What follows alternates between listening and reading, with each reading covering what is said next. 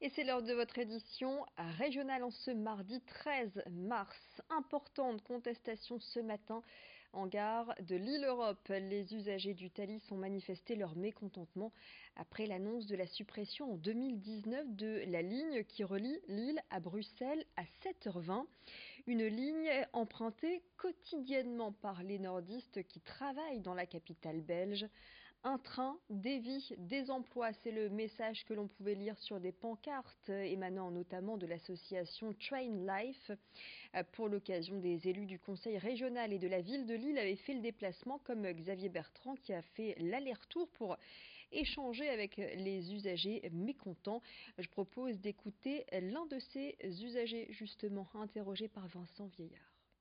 En fait, on a notre train principal qui risque de disparaître et nous obligerait donc de partir à 6h du matin et finalement rentrer à 20h30 chez nous, ce qui n'est pas considérable avec le travail. C'est des usagers quotidiens et qui dénoncent quoi en fait, qui veulent simplement pouvoir associer leur vie avec un emploi et ne pas avoir le choix en fait, devoir faire le choix très cornélien de devoir soit abandonner leur travail ou avoir à déménager. Et comment pourrait-il faire quand les deux personnes travaillent? Qui choisir? Quel choix fait-on dans la famille? Des usagers du Thalys soutenus par Franck Dersin, en charge de la question des transports au Conseil régional, lui aussi avait fait le déplacement ce matin en gare de Lille-Europe. On l'a vu dans le combat qu'on a tous mené sur l'agence du médicament, il nous manquait quelques éléments. Si on nous en retire encore, on retire sa vocation européenne, qui est un combat depuis maintenant 50 ans de l'ensemble des politiques aujourd'hui. C'est une agglomération d'1 million d'habitants, une métropole même qui dépasse les frontières puisqu'elle va jusqu'en Belgique. Donc ça n'est pas acceptable et le pouvoir politique est uni dans ce domaine pour défendre notre grande capitale régionale. Il n'y a pas que le LOSC qui est dans une situation délicate. Le Racing Club de Lens, lui, vient de subir une nouvelle défaite au Stade Bollaert, 1-0 face à Bourg-en-Bresse. Et alors qu'il reste 9 journées, le RC Lens est 15e à 3 points du barragiste Nancy.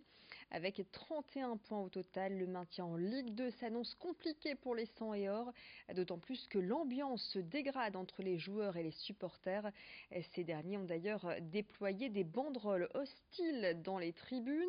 Battez vos adversaires plutôt que vos femmes, c'est ce que l'on a pu lire sur l'une d'entre elles, référence aux affaires judiciaires touchant Nicolas Douchez ou encore Brice Djadjedje. Et pour l'entraîneur lensois, la situation du club est certes compliquée, mais supporters et joueurs doivent rester soudés. C'est la première fois que je vois ça à ce niveau-là. Après, je peux comprendre, mais que tout un stade ne chante pas. Il peut y avoir une partie du public, mais après, je te dis, je peux me mettre à leur place, je peux comprendre leur désarroi, leur impatience de retrouver des résultats, de retrouver une bonne équipe, une belle équipe pour jouer autre chose que ça. Mais voilà, aujourd'hui on est dans une situation qui est très difficile et aujourd'hui on a besoin aussi de ces gens-là qui ont toujours été derrière l'équipe et derrière nous. Sauf aujourd'hui et on voit que ce soir quand on l'a pas et en plus ils chambrent ou ils sortent leur banderole ou voilà, c'est très dur quand tu es sur le terrain de pouvoir t'exprimer, de pouvoir jouer librement.